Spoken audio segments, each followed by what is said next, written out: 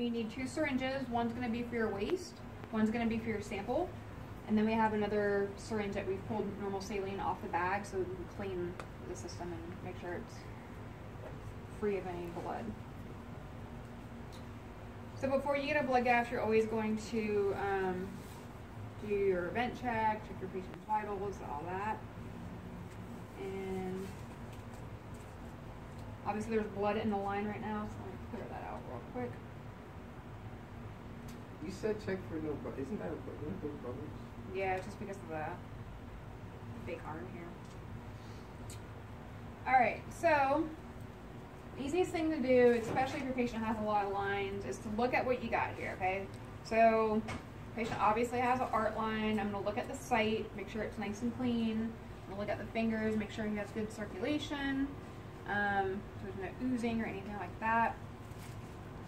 And just kind of get oriented to where the line is.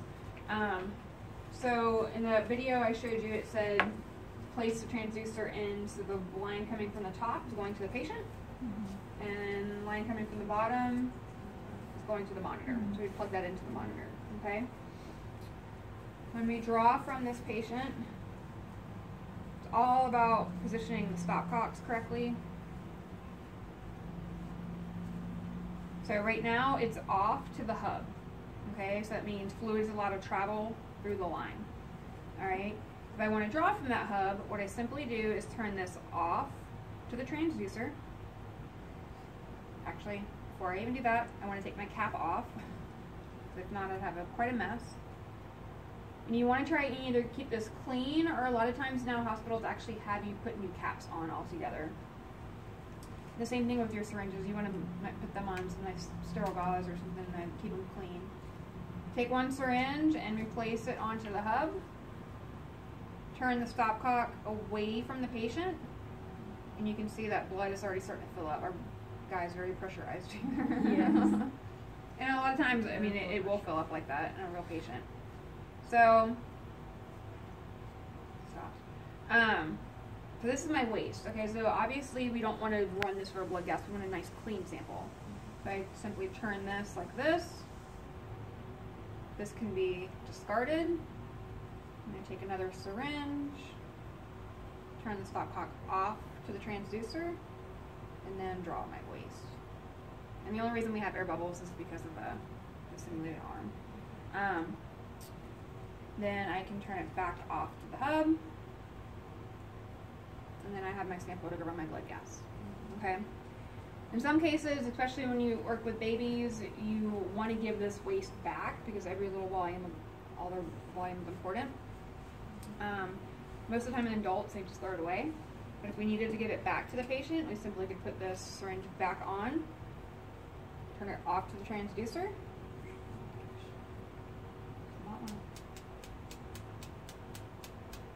Get all the air bubbles out, and you slowly give it back to the patient.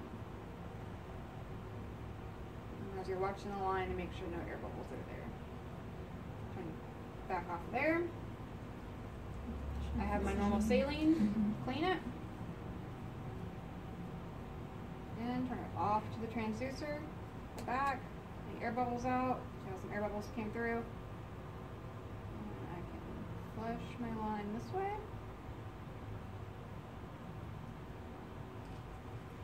Back off to the hub, not some blood everywhere, put my cap back on. And then if I still want to get the rest of that blood out, what you do, you simply squeeze this, and it's clearing that line out. Alright. So again, the biggest thing is, which way do I turn the stopcock? Okay. Just paying attention to that, and making sure that before you turn this, you take this cap off and put a syringe on. You always want this to be covered. Alright. The only time we keep it uncovered is when we need to calibrate the line. So every shift they have you calibrate the line. So what you simply do is then turn the hub or the stopcock off to the patient. Take the cap off. You kind of hold this, and it's basically calibrating it to atmospheric pressure. On the monitor, a button will say 0. You hit the 0. It'll make the art line go flat to 0. It'll beep. and then you're ready to go. Put the cap back on. Make sure you turn your stop clock back off to the hub, and then you should get your waveform again. Okay? So that's how we draw from the stopcock system. And there's a closed system right there.